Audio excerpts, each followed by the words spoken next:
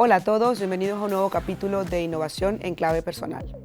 Hoy tenemos a dos invitados muy especiales para hablar de un tema que a todos nos inquieta: las estrategias para integrar la inteligencia artificial en entornos de las organizaciones y cuáles son las claves en la formación de los talentos y en la preparación de los equipos para asumir a esta gran revolución tecnológica. Para ello tenemos con nosotros a Roberto Carrera, experto en innovación e inteligencia artificial, y a Laura Barquero, VP de Soluciones de Service Cloud para Salesforce. Muchas gracias por estar con nosotros hoy. Bueno, vamos a hablar de un tema muy interesante que además a la gente le inquieta, pero a la vez le despierta mucha curiosidad, que es las estrategias de cómo integrar la inteligencia artificial en las organizaciones, con las resistencias que hay, con el miedo que se le tiene, pero también con las oportunidades que implica, ¿no?, en las organizaciones, tanto sociales como en las empresas. Así que, si os parece, lo dividimos en 3 puntos que yo creo que puede ser más interesante para nuestros oyentes. El primero de ellos, ¿no?, el miedo a la adopción.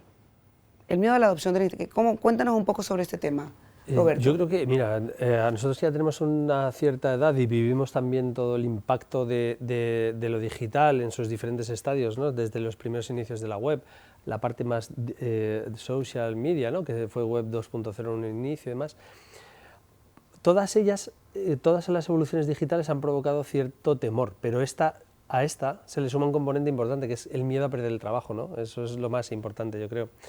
Al final, ante la adopción de herramientas, hemos visto que lo que no funciona es dar más, sino cambiar la forma de pensar de la gente, ¿no? Entonces yo creo que ahora el principal objetivo, la principal labor, el principal reto de cualquier tipo de organización no está tanto en usar herramientas o cargar de herramientas a los equipos, sino en intentar cambiar la manera en la que tenemos de ver esas cosas, ¿no?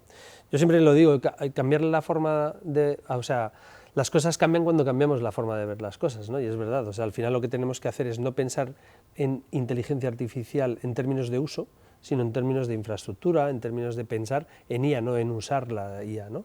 Entonces yo creo que al final las empresas tienen un reto enorme en esta ocasión, que es abrir el mindset, ¿no?, de ellas mismas, dejar de ser tan encorsetadas, ¿no?, al final, sobre todo cuando son más grandes, e intentar integrar cada vez más herramientas, pero en una cultura de innovación, ¿no? Es decir, lo hemos visto, ¿no? Mirar, por ejemplo, yo siempre lo digo, ¿no?, en el mundo del marketing, al final, el mejor youtuber no fue nunca una gran empresa, fue un youtuber que entendió bien cómo funcionaba esa herramienta, ese canal, y se convirtió en youtuber. En Instagram sucedió lo mismo, el que lo usó bien fue Instagramer. Las empresas siempre han ido como un poco por detrás a ver qué pasaba ahí, pero los usuarios a veces, los propios empleados, han sabido hacerlo, pero no, la empresa no les ha dejado, ¿no? Yo creo que hoy en día también las empresas deberían fomentar esa cultura de innovación del uso, de la curiosidad, del tocar, entendiendo los límites de la seguridad, claro, lógicamente, pero cuanto más la usa la gente, mejores casos de uso vamos a descubrir, porque los que damos desde arriba vienen muy encorsetados por lo que veníamos haciendo, ¿no? Y yo creo que estamos en un mundo en el que hacer las cosas de siempre no va a funcionar, hay que hacer las cosas distintas, ¿no? O sea, el aprendiendo haciendo, ¿no?, el learning by doing. Totalmente. Y en ese contexto, Laura, ¿cómo ves tú el tipo de liderazgo que tenemos que tener en las empresas para afrontar ese miedo a la adopción? Yo es que creo que el liderazgo tiene que ser... O sea, el líder tiene que ser el primero en adoptar la tecnología y animar a los demás a adoptarla. Si desde arriba lo que se imprime a la gente es el miedo a cuidado, no podéis hacer esto, no podéis hacer lo otro, no, es como liderar con el ejemplo, ¿no?, es lo que se espera. Yo también es que ahí llevo la reflexión del miedo. ¿Dónde está el miedo? ¿Está en la organización o está en el usuario? O sea, muchos de nosotros estamos adoptando la IA a nivel personal y viendo cómo nos ayuda. Y nos encantaría que las empresas nos acompañaran en ese camino y nos dieran herramientas que nos facilitaran el trabajo. Entonces sí que creo que es algo que se tiene que impulsar de arriba abajo en las organizaciones, que también me parece muy interesante el que sea un trabajo como en rueda, de manera que el empleado también sea el principal impulsor de casos de uso donde se vaya a usar la IA, que proponga, oye, a mí me puede ayudar a, yo qué sé, a escribir emails porque me paso el día mandando emails a clientes, o en los contact centers, ¿no?, que es el área donde yo estoy más trabajando. Ahí hay muchísimos casos de uso donde es brutal lo que puede hacer la IA, desde resumir una conversación previa con un bot, hasta acabar la llamada con el cliente y poder hacer un resumen de todo lo que ha sucedido en esa llamada. No sé, hay infinitos casos de uso que se están viendo que aumentan un montón la productividad y la satisfacción del empleado. Correcto. Sí, yo creo que has dicho algo muy importante, ¿no? Que es nosotros, la tecnología está cambiando el comportamiento de la gente, ¿no? Entonces, a nivel personal, de repente abrimos una IA para cocinar, para que nos dé una receta, para preparar un cumpleaños, para un montón de cosas, para preparar un viaje, para ir de viaje, para muchas cosas que estás viendo que dices, wow, ¿cómo me está ayudando esto en mi vida personal? Y de repente en el trabajo no lo puedo utilizar, ¿no? Contra eso no se puede luchar. Es decir, yo pongo muchas veces el ejemplo de la música, que a mí a nivel digital me parece que va por delante de cualquier otro sector, aunque no lo parezca. Cuando la tecnología cambió la forma en la que teníamos de consumir música y de un CD físico, de un producto, pasamos a tener la música 24 horas, ¿no? En cualquier dispositivo, desde cualquier lugar, ¿no?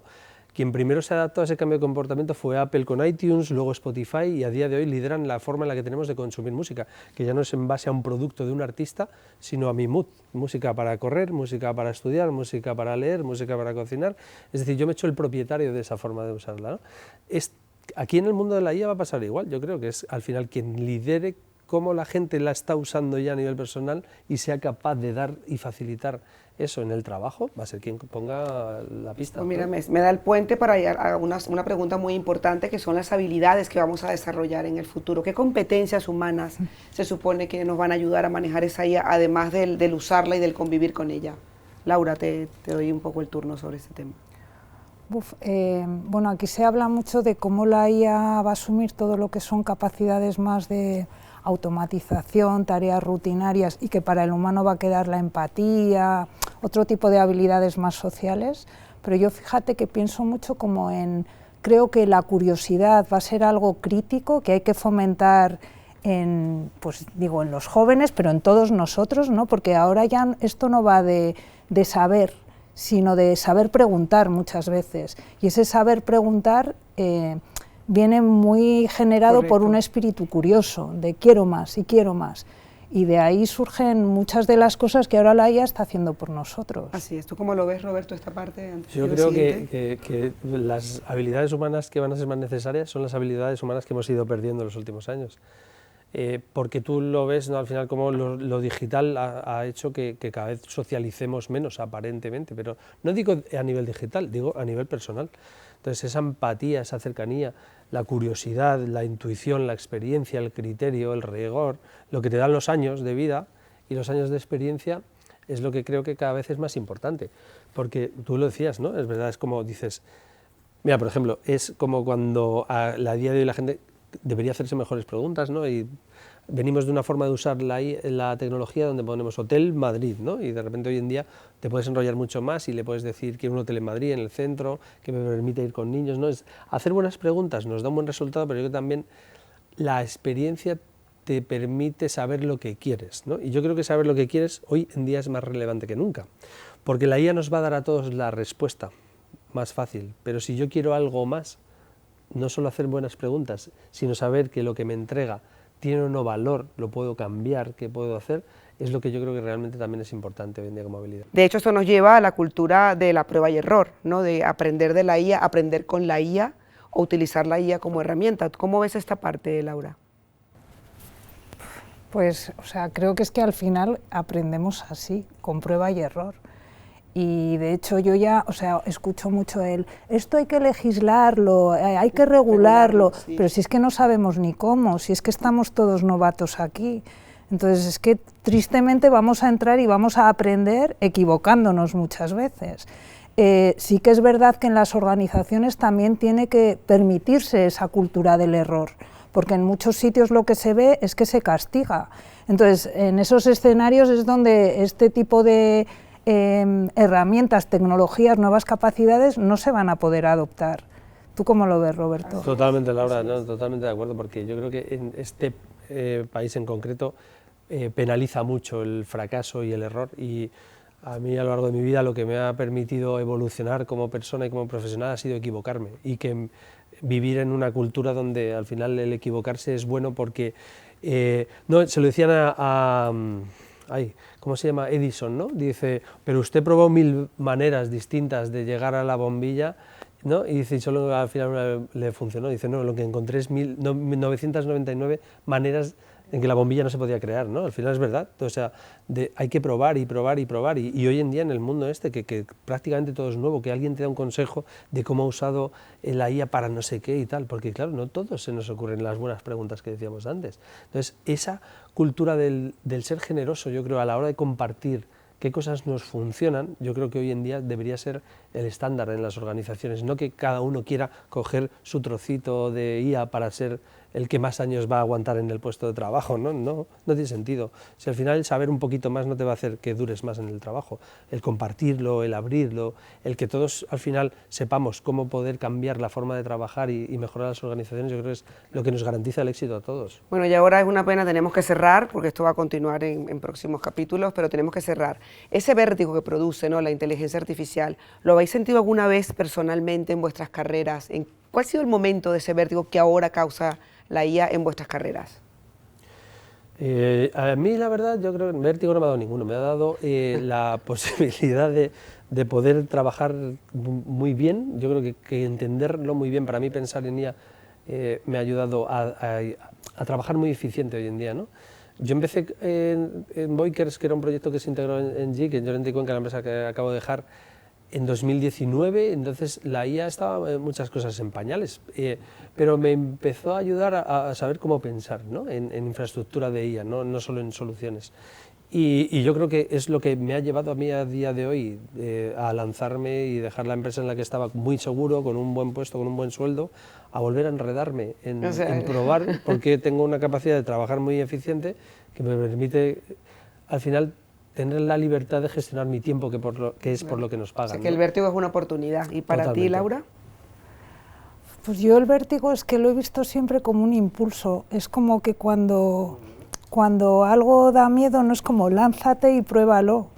Y he hecho muchas cosas, o sea, mi carrera no ha sido lineal, he hecho cambios de industria, cambios de roles, y lo he visto siempre como oportunidades para aprender algo nuevo, no tanto como, ¡ay, qué miedo, no voy!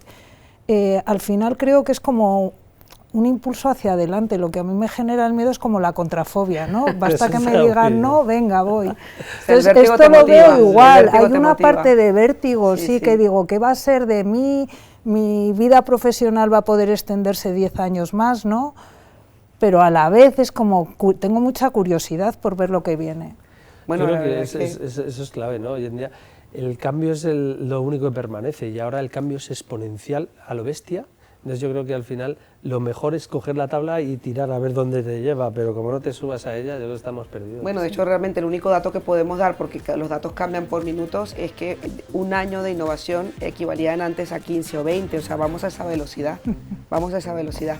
Y bueno, con esta velocidad tenemos que cerrar nuestro capítulo de hoy, pero os invitamos a seguirnos, a suscribirse al canal, a poner notificaciones para los siguientes capítulos de la innovación en clave personal. Os esperamos.